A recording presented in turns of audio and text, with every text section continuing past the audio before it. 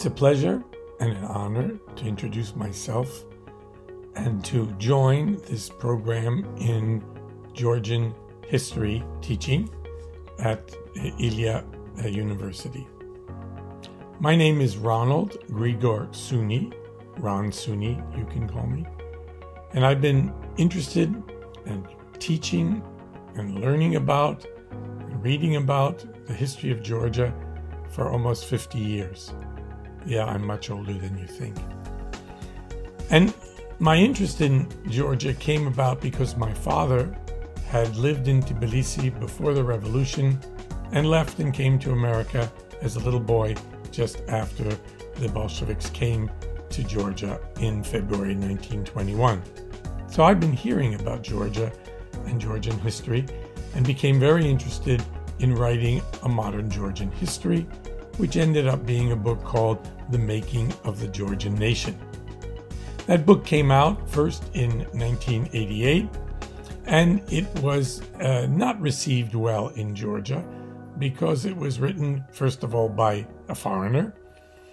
Secondly, it was a critical history, and it made a strong argument that modern Georgian history and the making of the Georgian nation was a product of the modern 19th century, 20th century efforts that occurred during the Russian and Soviet empires. But after the fall of communism and the independence of Georgia, the book was better received, as I understand has sold better in Georgia, and may someday in the future even be translated into Georgian. I was interested in this program because my friend Becca, who has really pioneered, along with many of his colleagues, Georgi, Irakli, and others, new approaches to modern Georgian history. The point is, many histories in post-Soviet countries, I would include Armenia, Ukraine, Russia itself, have been infected by and distorted by nationalist efforts by elites and by intellectuals to create a sanitized, romanticized, idealized history of the past, and to reject or avoid any dark spots, any of the difficulties that Soviet and post-Soviet nations have faced.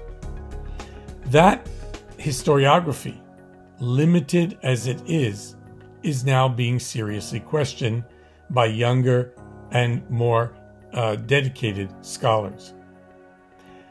It's true that Georgia has very distinguished historiographical traditions, all the way back to Katlis Tchoverba. But in modern times, nationalism has in fact infected that history. Now it's time to look hard at Georgian history and to try to raise it to the levels of the best of world history.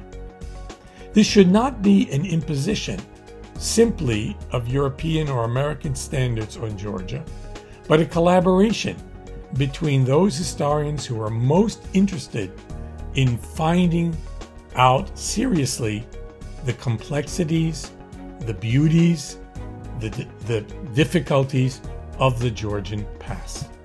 I hope you will join us, graduate students, in this effort to create a better, a more scientific, a more objective history of the Georgian nation. Thank you.